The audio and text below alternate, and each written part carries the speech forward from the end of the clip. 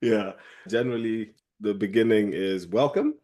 It's very nice to meet you, Julia. I like to have everyone introduce themselves, tell us a little bit about what they do, where they work, what the organization's all about.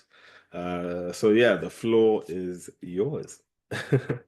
Wow, my name is, yeah, I'm a bit nervous. No, no need Um, to be nervous. but, but but simply because we are very passionate about the work that we do, and the we are highly committed, Eric, to our work, to what we're doing in Paraguay, but also in taking the social innovations that we've developed in Paraguay to the rest of the world, like we've been doing with the Poverty Stoplight. Having said that, I would like to, yeah, introduce myself. I'm Dr. Julia Corvalan. I'm currently in charge of the global operations of the Poverty Stoplight. At the Mhm. moment, we are reaching more than 60 countries worldwide, working with over 900 partner organizations around the world, and serving over 520,000 families on this big blue dot. And our mission is to end poverty, and that's our mission. And that's why we say that the poverty stoplight is both a metric and a methodology to eliminate multidimensional poverty, because we want to go beyond reduction, beyond alleviation. We really want to be highly aspirational and say we want to put an end to this, because we have made so much progress as a humanity, but still we see some of our brothers and sisters around the world living in conditions that are simply Yeah. not enough. They are not dignified. We see people in places like Paraguay, and in so many corners of this world, we see people living in conditions that are honestly very precarious. Deprivations, so many different types. They are facing obstacles every single day. I think a lot of us working in the third sector in social enterprises, such as the Fundación Paraguaya, we are in this because we do believe that there's a better way. We do believe Yeah. that we all deserve access to opportunity. We all deserve love. We all deserve to try to lead happy lives. And that's why we're here. That's why we're doing this. It's And to be honest, Eric, working with our partners, we are also constantly energized, because we see that we are doing this, but we see so many of our partners really putting their hearts and souls into this, and the families that we're working with, we see the transformation in their lives, we see the sparkle in their eyes. We really do yeah. see this as well. So it's not all gloomy, it's not all gloom and doom. Actually, I think for us that work in civil society, you'll find a lot of optimists still, because we see what's possible. We see it every day. We also see the other side, but Yeah. we are constantly fueled by the changes that we've already seen. No, first of all, I can already feel the passion in what you do just through this conversation. And it's so encouraging to just hear that type of thinking and that feeling. Because I work in the same space, and there are times where I'm like, am I like doing something wrong? Because I have these ideas that I feel could potentially address certain issues. And there's a lot of pessimism, as you mentioned, in this space. But I'm trying to look at the most positive aspects and see how we can affect that change. And so like just that passion, I feel it, and I'm fully in support of this. So the whole idea of this podcast is to like narrow in on digital inclusion and the work that you guys are doing to address that. So just maybe this the scope of work you guys are doing in particular is huge. The number of countries, the number of organizations you're partnered with. I just want to get an understanding of what kind of digital facing projects that you guys are working on directly. Yes, absolutely. And I'll try to be as clear as possible.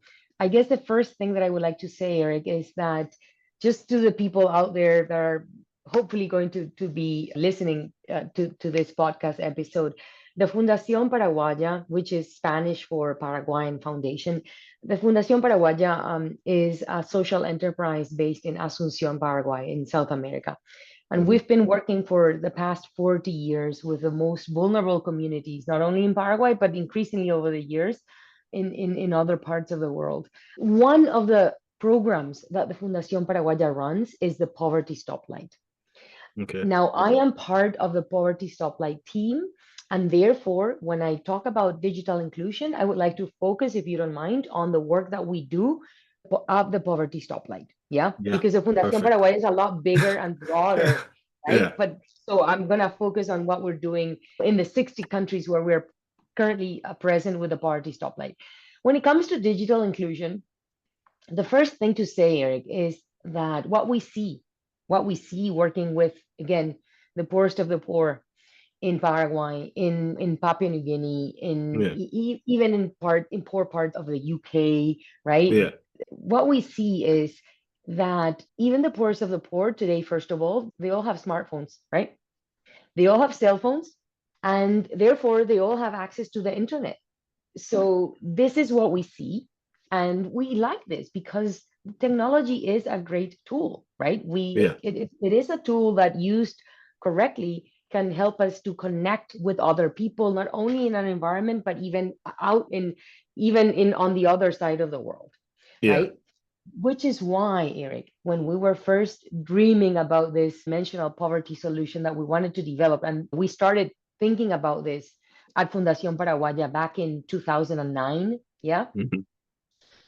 we knew from the very start that this needed to be a solution, a methodology, a program that needed to also think about digital inclusion and technology. Yeah. Why? Because we do believe in the power of technology. We use it every day. I'm using it right now to be talking to you, right? On Yeah. the other side of the world. So we knew, and also because we are present in many communities, but we are not infinite, right? So therefore, in order to be able to reach more places, even remote corners of the world, we need one of the ways to get there is through technology, Yeah. through digital inclusion. Yeah. So we knew from the very beginning that this needed there was a tech aspect to all of this that was going to play a big role, not only Hmm. in growing our program, but also in helping us reach more and Yeah. more communities, especially those communities that programs are not currently reaching, that Yeah. governments are not currently serving, right? The left Mm. behind. We wanted to Yeah. also be able to reach them. Yeah. Therefore, obviously, when we started small, we were piloting the concept of multidimensional poverty back in 2009, 2010. And of course, we did start with paper-based surveys. Yeah. We developed our methodology, which in a nutshell measures poverty in 50 indicators of quality of life. Okay. We categorize these indicators of quality of life and being more generally in 6 dimensions: income and employment, Mm. housing and infrastructure, educational culture, right, organization and participation, and even things like motivation and inner life. Yeah. Yeah. So we are what we're trying to do is we're trying to break down this huge and sometimes overwhelming concept of poverty into 50 small actionable things, Yeah. right? Do I have all weather roads? Do I have a modern bathroom with a water closet? Do I have a proper kitchen, an elevated kitchen, or am I still cooking on the floor? Do I Yeah. have access to drinking potable water? Do I vote? Do Yeah. I have spaces where I can go just for leisure to chill?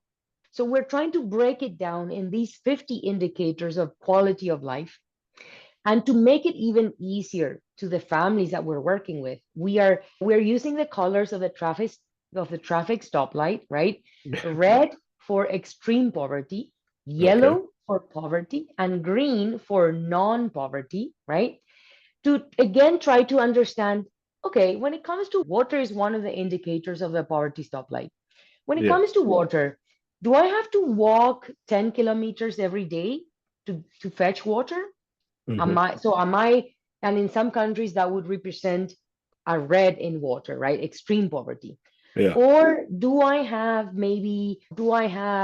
access through a neighbor, let's say, to water, and maybe that's a yellow when it comes to the water indicator? Or do I have a tap water at home that is drinkable water, right? That would be a condition of non-poverty when it comes to the water indicator. And Yeah. again, the definitions may vary, and this is also important. The definitions of how we measure non-poverty versus poverty in water, the definition might change from South Africa to Paraguay to the Yeah. UK.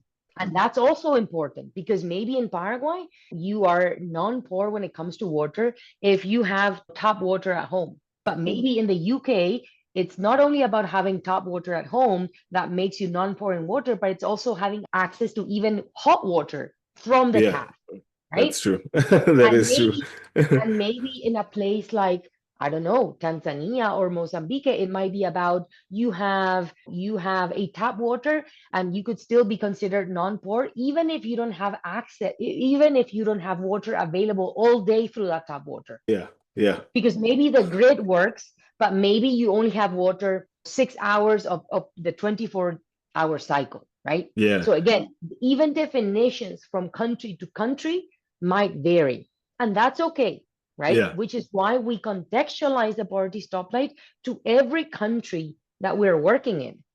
I like So that. yes, because again, what I consider maybe a good piece of premium meat might be something, it might mean something, a specific taste in my mind in a place like Paraguay, which produces very high quality meat.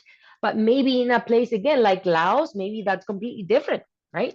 So again, we are not all the same, right? Mhm. So in any case, we did start with paper-based surveys, right? But Okay. of course, we knew that in order to make this more efficient, in order to be able to scale it, we needed to find a technological solution. Yeah. So over the years, we did develop our own in-house Poverty Stoplight platform, which is what we're still using today. And we did transition from the paper-based surveys that we only used very initially, and very soon we were using the power of tech, right? Yeah. And once we had the platform, we were also able to reach more people, which goes back to your question about digital inclusion. I want to be able to reach all sorts of families with the poverty stoplight, families living in indigenous communities, families living in refugee camps, Yeah. families living in exile, economic migrants, social migrants. I want to be able to reach those living in the Amazons in Brazil, but I also Yeah. want to reach people in conditions of social unrest. I want to be able to, as much as possible, reach everyone and include Everyone. everyone. And we want everyone to have access to this type of methodology and to Yeah. this type of tool, because what we see, Eric, is that when we work with the families, and they because this is another big piece of the puzzle, we are not sending or surveyor, right? We're not sending people like typically happens when countries do the national census, right? Then the government sends people to say, okay, do you have this, do you have that, how many people are living in this house? What we do with the poverty stoplight, Eric, is through a tablet, through a laptop, through a mobile phone. We even have an offline version of our app, right? Because Okay. again, internet is not readily available A bit. all the time, right? Yeah. So we want people, the families themselves are the ones who take the survey. So this is self-reported data, right? I love that. Love that. Because we Yeah. we want them to tell us, this is how I see my family, these are the ways that I consider myself poor. And again, we break it down in the colors of the stoplight: red, yellow, and green, to make it easier. And they can simply click when it comes to water, right? This is my condition, and they will tell us if they are red, yellow, or green, right? Like So that aspect of it. yes, so these are the different ways that we're making this digitally inclusive, right? Because we want you, even if you don't know how to read or write, you're still able to take the Poverty Stoplight survey, because we use drawings and illustrations. Again, that even if you are blind, right, there are ways Yeah. that you can still take the survey. And of course, when we are visiting the families, we do in Paraguay and in the rest of the world, we are reaching these families through mentors, through members of staff that are taking the Poverty Stoplight to these families. So obviously they can also accompany that process. And if they have doubts, that we can explain when we are in the field, we can explain this is what this means. Where do you see yourself when it comes to the level of housing that you have or the type of bathroom that you have, right? So there Yeah. is also that human element, because to make it 100% technological, we also don't want to miss the human aspect of this, because in the end this is about well-being, this is about taking people out of poverty. And so we need our programs to be human. We need to be able to retain our capacity for compassion, for empathy, right, for basic humanity.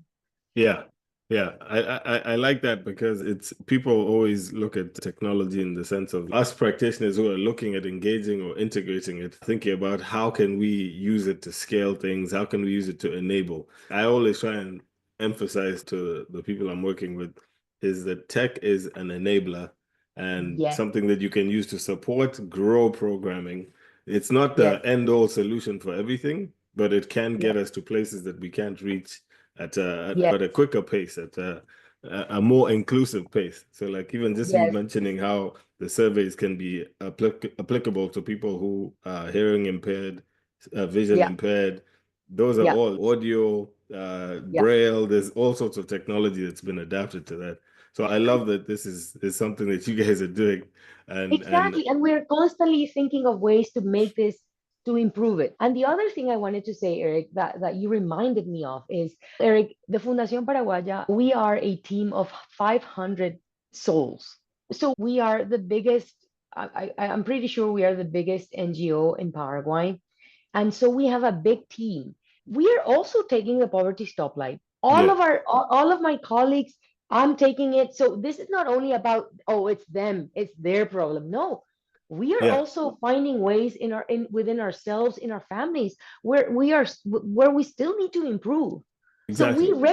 we recognize that this is also something that is happening in our own families. Yeah. No, and it's great to expand that database and get a good perspective of what's going on at all levels. It helps integrate technology or solutions that are going to be applicable to anyone. When we talk about, okay, so the survey is what the program is built on, is understanding what's going on in communities and the work that can be done to address these issues. How are you guys going about? Because this is something that always comes up is, data privacy, because that's a big thing when it comes to people's information. And data mining is literally one of the most lucrative businesses. So, what lengths are you guys going to ensure that the privacy or the data collected from your participants is secure, is abiding by data security or Yeah, laws across yeah. the globe?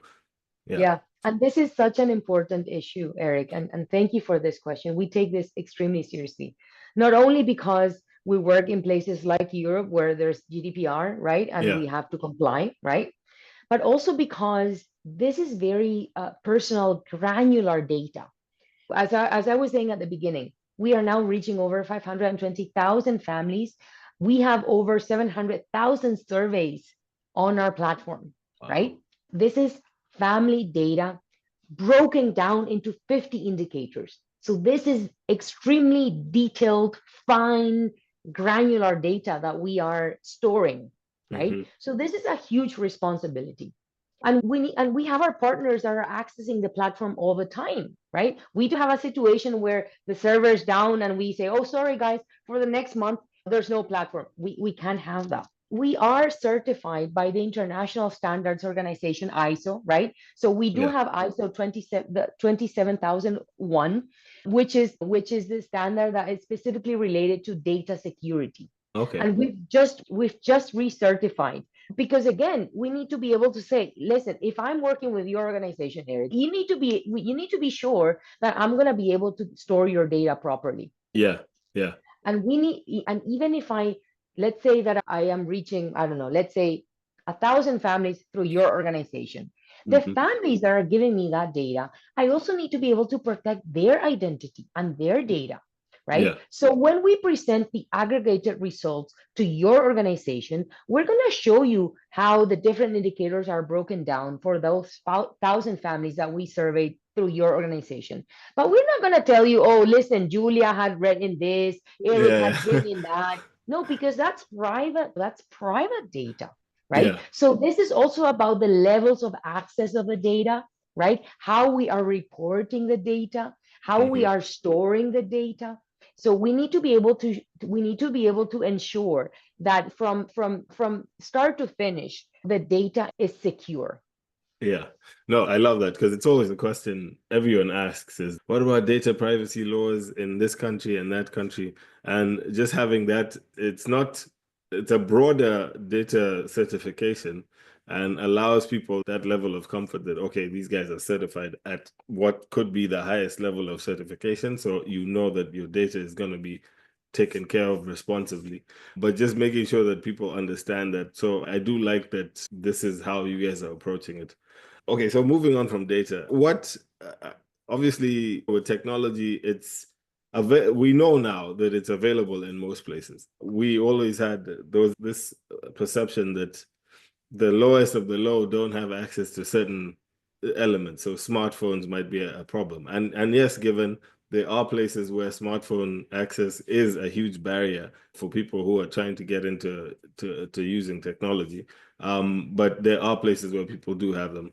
But what are some of the main challenges you all have faced when trying to integrate technology into the programming or to the survey mechanism or to just the general methodology of the organization? Like I was saying before, technology, and like you said it yourself, technology is, we can't deny it, it's a huge enabler, right? Hmm. It allows you to be more efficient, it allows you to grow to scale, it allows you to reach more places, and all of this is incredibly important for us. And of course, we want to be able to serve as many communities as possible around the world with the Poverty Stoplight, right? Yeah. But when if you ask me what's the other side of that, right? What are the challenges still of that, or the issues, or worries, or concerns? What we see, Eric, is, and we're always trying to, at the Poverty Stoplight and at the Fundación Paraguaya more generally, we're always referring back to our own experience in the field, right? Yeah. And what we see in the field, Eric, is that particularly in those communities that are still having trouble with internet access, where internet Yeah. access is not stable, reliable, right? What we see, and especially in communities that are highly vulnerable, yeah, what we see, Eric, is that it's all great, that it's all nice and great if we can still reach your home and we can take the survey through the Poverty Stoplight app. And if you don't have internet, that's okay, because we can still use the offline version of the app, and that's fine. And that's all not, that's all fine and good, right? But once the families take the survey, Eric, Hmm. what we actually see is that, because like you said, they don't always have smartphones or tablets, right? So what we actually see is, because what happens is something actually very beautiful. When they take the survey, they'll be able to see the 50 indicators in what we call the map of life. Yeah. So they Yeah. are able to see those 50 indicators and all of the red, yellow, and green points, all of the parts where they are doing well and all of the parts where they could still improve. They're able to see that in one dashboard. Okay. And we in fact give them, and I'm going to show you, I'm just going to grab a brochure where I can show you, Yeah. what this looks like, right? This is a dashboard that we that they'll be able to see not only on the app, but Okay. also we give them a physical copy of this dashboard, which this says my family stoplight. And then you Okay. put the name of the family. For instance, Kaduru family stoplight, right? Yeah. In my case, Corvalan family stoplight, right? So we give you a physical copy of this, and you start putting the stickers as you take the survey. You put the green stickers where you are doing well, the yellow stickers where we are still poor, but and the red stickers in those areas that you are still extremely poor. And we leave you with this physical copy of your family stoplight. And what we see, Eric, is that families actually, they like to leave this dashboard, their stoplight, they like to put it somewhere visible in the house, Yeah. because then they can see it and they can, oh, What I I need to I address. I we promised as a family that we were going to work on family savings this year. Yeah. But so, because if I take the survey, but then I don't think about it again, next year I will come to retake the survey with you, and you say, And mean "Oh, this. but I forgot, Julia, I forgot." No, so we leave it, and in fact, Eric, it's beautiful because what we see is when we visit them again to give them the training, to help them with their strategies, to work on those indicators that they prioritize, that they want to work on for the next 12 months. We Yeah. see when we go back again, when we go each time we go back to visit, they show us the stoplight. Yeah. To see how You things know, have changed. yeah, to think. And sometimes they are able to really make a lot of these indicators green. So then over the years, we have families that we've been working with for 2 years, 3 years, 5 years. Yeah. Sometimes they show us all of their stoplights, and I they are extremely proud. And they'll say, look, this is how we've been progressing. I really love that element of it, the fact that people are leaving it and setting goals for themselves. One thing I'm curious about is, or just as you were explaining this, I started thinking, okay, you guys are showing them where they're falling short, or what they need to overcome. Yeah. Is there Well, a they linkage? are telling us Yeah, because or they, yeah, yeah, they, yeah, sorry, they're telling you what they need to overcome or where they stand on the poverty spectrum. Is there a way that information is connected to other tools or databases where they can start to address these issues? So is there a way that they can start learning from? Is there information available to teach us on financial literacy? Is there information available to teach us yeah, on health and hygiene? So yeah, I'm curious to see if those connections have been made yeah, on the and database, and yeah. if potentially that could be something that could be partnered. So you could look for digital partnerships with other organizations that are Yes, addressing those. and again, such a beautiful question and an important question. This is where our work in Paraguay and through our partners in the rest of the world, this is where the program is customized and can take slightly different implementations with different partners, right? Because we work with local governments, we work with other NGOs, we work with social enterprises, we work with for-profit enterprises, we work with all sorts of organizations, right? Yeah, So what we see is we see a mixture of things, Eric. We see organizations that are actively connecting the families to different services, like you're saying, financial services, to the health center 2 kilometers from the community. yeah, Maybe they are helping, maybe they are doing citizenship campaigns so the community gets out to vote next on the next election. There are so many things that we can do. We also work with all sorts of companies. And again, the companies maybe will say, okay, we see that in our group of 1,000 employees, one of the main problems is related to savings. Even yeah, though they have a stable job, a good salary, or at least minimum wage, the people are still not able to save. So let's run 3 workshops on savings at different points of the year. okay, Or we are working in a very remote community where simply dental hygiene is not possible, right? yeah, So let's work with the local government and maybe with dentists in the area that can say, okay, we let's organize a mobile dental practice for this community that will happen every yeah, Saturday, on a Saturday every 3 months or every quarter, right? So the possibilities are infinite. And yeah, this is where we like to work in partnership with our partners. And even we like to hear from the communities themselves, right? Because, like we were saying in the beginning, Eric, in the end, it's so much of this starts with us, right? yeah, yeah. Which is why the families take the survey, which is why the families work on their map of Goals. life, because Yeah, they are doing the goal setting for their own families. They'll say, Julia, this year I want to work on dental hygiene for my family, we want to work on savings, and we want to work on maybe having a bit of leisure time. yeah, yeah, Whatever that might be possible in the area where we work. yeah, For your family, for the Kadur family, maybe you'll say, no, actually, we want to diversify our earnings. yeah, We also want to work on maybe participation in the local community. And we want to work on improving our toilet, our bathroom. For the family next door, it can be something slightly different again, right? So yeah, this is why the bank of solutions, right? The bank of solutions and the directory of services that we see happening in the different parts of the world where we are working they all have their own peculiarities, right? Because Yeah. not every community is the same, just like not one of us, we are all different.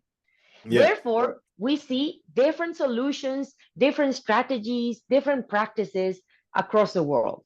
But I we absolutely like to see this, Eric, because it's because if the Poverty Stoplight only offers you the survey, but then there's no follow-up, then yeah. it's almost pointless, right? No, Because maybe no, you gained awareness for a minute, but then next week you are in the middle of a you're thousand back. problems and you forgot all about it. Yeah. You're back to No, square one. I love the way that this database of information on how communities are performing is very contextual and can be linked to so many different areas. So it really is a platform that can be a connector of organizations from the private sector, from government, to address different community issues. And I love the fact that it's self-reported. It's available on platforms that are generally people are not thinking about from the development space, particularly, and technology is being thought through and in a thoughtful way to address everyone's needs. So when it comes to areas in digital inclusion, again, one of the big barriers we've seen is social norms. And with what you guys are doing and this collection of data on family household information, what kind of norms do you find are prevalent in the communities you work in? So, are there situations where families are not participating because of cultural norms around the household? So, like, why I'm from Africa, so culturally, we don't discuss our business outside of the house. That's how I grew up. So the idea that I'll be taking this survey to show Yeah, people that we're suffering on this level or very personal details at times. Are yeah, there things that you face and how are you overcoming those norms yeah. in the communities you work in? There are so many things that we see, Eric, and that we see directly with our own eyes when we're either visiting our partners or when we are out in the field here in Paraguay. And of course, there are also other social norms that we learn through our partners, right? Hmm. So, for instance, in Paraguay, and I think this also relates to some other countries in Latin America. Latin America is still today one of the most unequal regions in the world. Even though we've made a lot of progress, we in Paraguay alone we have giants like Brazil, right? One of the brick economies in the world. Yeah, Still, there's a lot of inequality of all sorts, of all yeah, types. What we see in Paraguay, for instance, is there's a bit of this mentality, unfortunately, and of course we're trying to change this, but there's a mentality sometimes that people in conditions of poverty, they resign themselves to poverty. They accept it as their destiny. They will tell you, they will say, my grandfather was poor and my mom was poor, and yeah, therefore I was born poor and I will die poor. yeah. And through our work with communities, we see when they get empowered and through their own agency they're able to overcome, and they get really transformed, and they get a lot of energy and hope, right, through the work that they do themselves, and which is beautiful to see, right? But Hmm. you sometimes when we start that work with them, we do find this type of idea installed. In Latin America, in a lot of countries, is still a very machist culture, right? Male dominated. So sometimes when we are out there, things are slowly starting to change.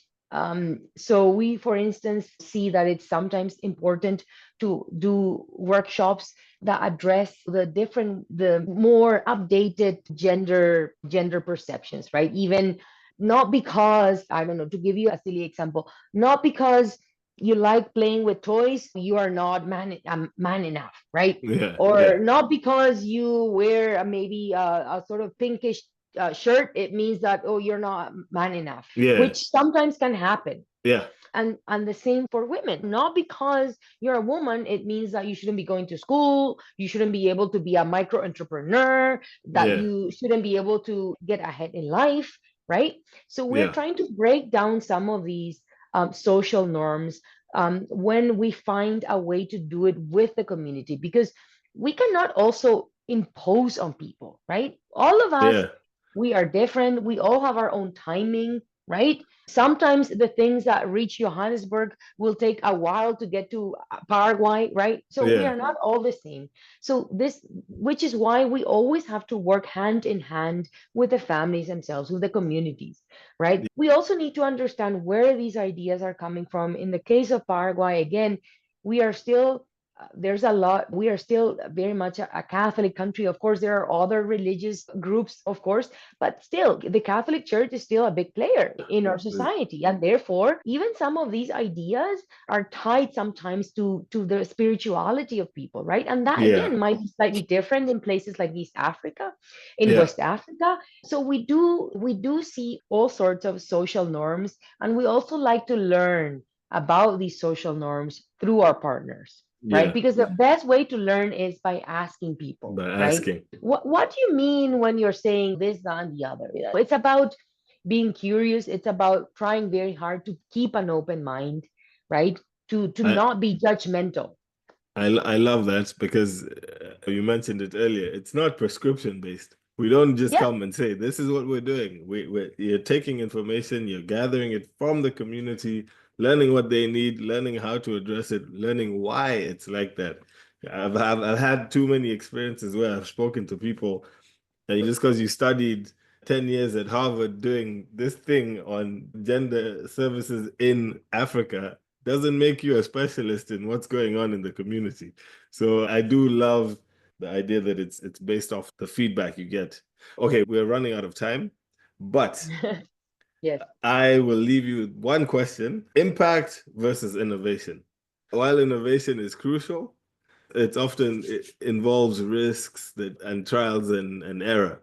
How do you balance the need for innovative solutions from the private sector partners with the demand that is reliable and measurable?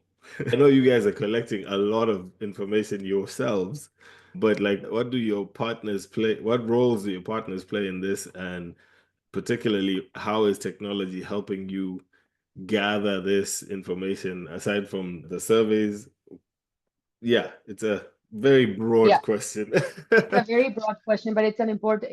It's innovation and impact. It's almost as tricky as the financial versus economic social results. In civil society, in social enterprises, we are always trying to balance, right? Financial sustainability with social sustainability, Yeah, environmental sustainability, that triple bottom line. Your question goes to innovation versus impact.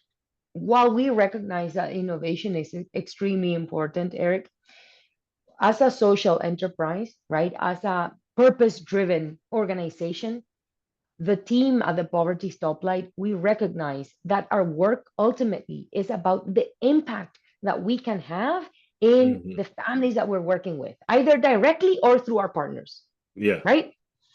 Because I can be the best innovator, but if I am not impacting the lives of the poor, then I am not serving my mission, right? yes, So we try to be very careful. Like we were talking before, we like to innovate. Absolutely. We like to use the power of technology. yeah, Absolutely. And that's why we developed the Poverty Stoplight platform. We developed the application, which is available online, offline. We are running all sorts of data analytics. We are working with data scientists. I mean, we're always trying to improve, right? So that yeah, we can take those very granular data points so that we can aggregate them into macro insights about poverty, right? So that yeah, we can get into discussions with the World Bank. This is what the poor families of the world are telling us. yeah, And we want to be able to do that. We want to be able to be bottom down and bottom up and top down. and But top down. we can never forget that ultimately is about the impact that as a Poverty Stoplight we are having on the families that we are serving. Yeah. Yeah, And it goes back to our previous example. The families, they are very proud to show us the physical copy of their Poverty Stoplight that they have, that they usually hang in a very important place in the home, in the house. right?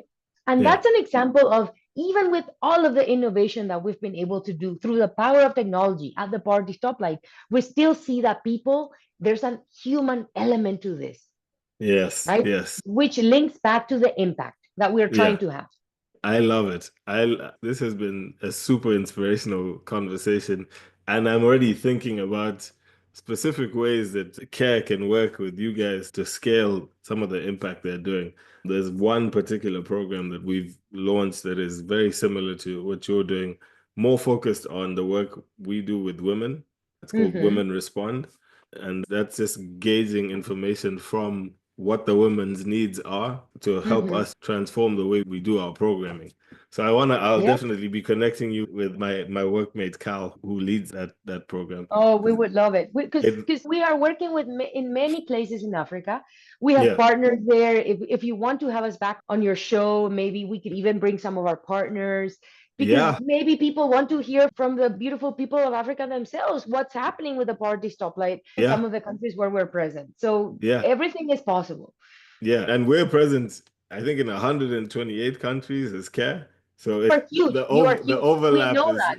yeah, the Yes. overlap is so perfect. And these are that's the reason I have these conversations is I want to see what are we missing and how are we not engaging with the other players in this sector who are doing similar work, and how can we layer this to Yes. make it more Yes. impactful? Because impact, as you Yes. said, is the key metric that we're looking at here. It's Yes. changing Yes. lives. It's Yeah, changing lives. It's yeah, changing lives. yeah, So Eric, if again, if you want to connect, if you want to connect us with some of your colleagues, it would be our privilege and our pleasure. If you want to have us back, if you want me to send you resources, videos that you can put on the show notes for this, we yes, honestly have please. so many materials, even videos that we did with our partners in Africa, Yeah. places like Kenya. Again, just I, let us know. Just give us a shout and we'll send you what you need. yeah, I'll be sending an email shortly after this call. But thank you so much, Julia. And Thank you for having us. such a pleasure to meet you, and I wish you all the Karibu sana. best. Asante, asante. All right. Have a good one. Thank you. Take care. Bye. Bye.